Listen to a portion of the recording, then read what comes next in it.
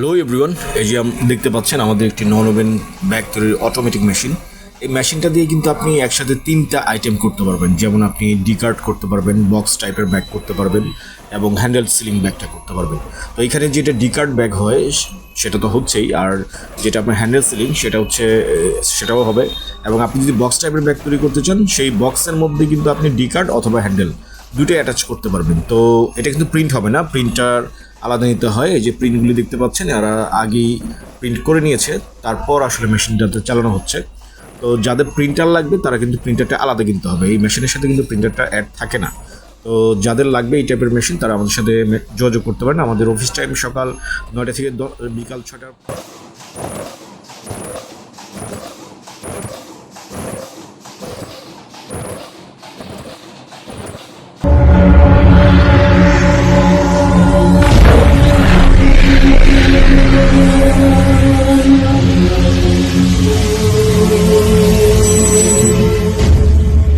Hello everyone, এই যে দেখতে পাচ্ছেন আমাদের একটি নন ওভেন ব্যাগ তৈরির অটোমেটিক মেশিন।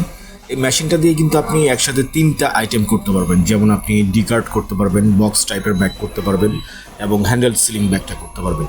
তো এখানে যেটা ডিকার্ড ব্যাগ হয় সেটা তো হচ্ছেই, আর যেটা আপনার হ্যান্ডেল সিলিং সেটাও হবে।